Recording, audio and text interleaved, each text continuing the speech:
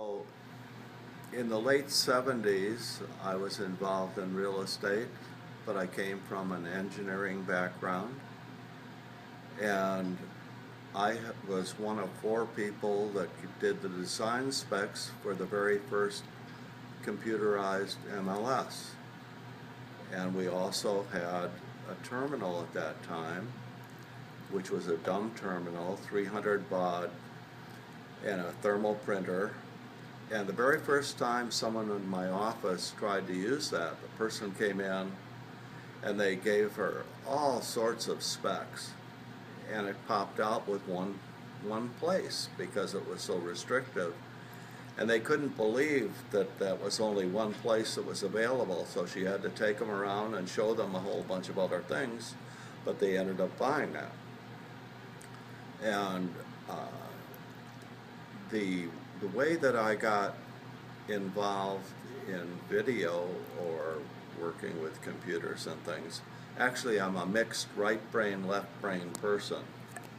I started out at the Art Institute of Chicago for a little while, and then I ended up with a PhD in aeronautical and astronautical engineering. And I just realized recently that video editing gives me both sides of the brain to work with. Okay, I can work with the computers and the programming language and so forth, but it enables me to do creative things that I wasn't physically able to do with the paintbrush or the charcoal.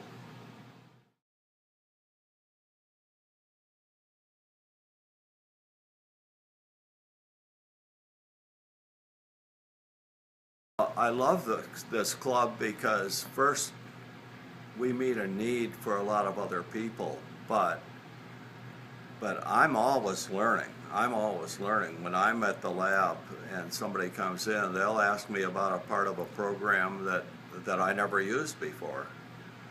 And also the people, such as the person that's interviewing me right now. There's so much talent here in the village, and I consider us the technology hub because some of the other clubs work with computers. We have the PC club, you have the Mac club, you have the photography club. We overlap with everything that they do, but we bring it all together in one place. And the one part that was missing on the whole thing was sound. Nobody was working with sound, so I decided we should fill that niche all by ourselves. So we have the sound studio, an audio studio, and we can convert any type of old analog things into current digital for ease of use and also for posterity.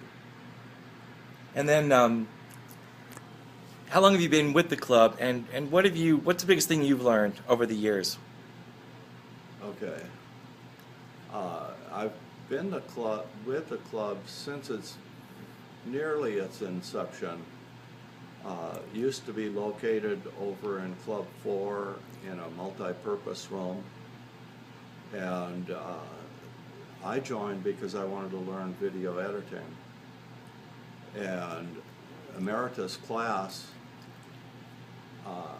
was given, and you had to have taken that class to have access to the video editing equipment, which was linear, and it was computerized double VHS deck, and the editing you did fast forward, fast reverse, going back and forth to wherever you had put the clip points, and created a new VHS tape. Of course, we've changed quite a bit with the computers, right? Quite a bit. Both in terms of computers, cameras, technology. It's amazing what you're able to do with very inexpensive equipment now. So, considering there's 12,000 condos and homes in the village, what's your message to people who might be interested in learning more about video and how to get involved with the club? Well, I think this is the best kept secret in the world, and we we try to promote that through tours, personalized tours, not the type that the village itself runs.